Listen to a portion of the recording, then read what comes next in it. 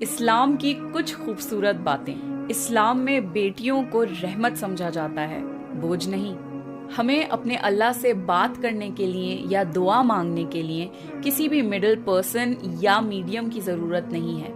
We have a direct connection with our God۔ نماز پڑھتے وقت سارے مسلمان ایک لائن میں کھڑے ہوتے ہیں بیکاز اسلام میں ریسزم اور کاسٹزم کی کوئی جگہ نہیں ہے۔ Everyone is equal before Allah۔ ایک ہندو نے مسلمان سے کہا کہ اگر تم میرے ان 3 سوالوں کے جواب دے دیتے ہو تو میں مسلمان ہونے کے لیے تیار ہوں۔ پہلا سوال کہ اگر دنیا میں سب کچھ اللہ کی مرضی سے ہو رہا ہے تو تم انسانوں کو ذمہ دار کیوں ٹھہراتے ہو؟ سوال نمبر 2 کہ اگر شیطان آگ سے بنا ہے تو اس پر جہنم کی آگ کیسے اثر کرے گی؟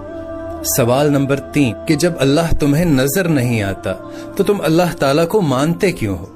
تو مسلمان نے اس کو جواب دینے کی بجائے مٹی کا ایک ڈھیلا اٹھا کر ہندو کو دے مارا۔ تو ہندو کو بڑا غصہ آیا تو اس نے گاؤں کے سرپنچ سے اس کی شکایت کی۔ گاؤں کے سرپنچ نے اس مسلمان کو بلا لیا۔ اب سرپنچ نے پوچھا کہ تم نے اس کو مٹی کا ڈھیلا کیوں مارا؟ تو تب مسلمان نے اس کے 3 سوالات کے جواب دیے۔ تو حضور نے فرمایا جب کوئی بندہ تمہاری محفل میں ہے اسے جگہ دیا کرو، اور میرے رسول پاک علیہ السلام نے فرمایا 3 کام کرو گے تو محبت بڑھے گی، جب وہ آئے تو اسے جگہ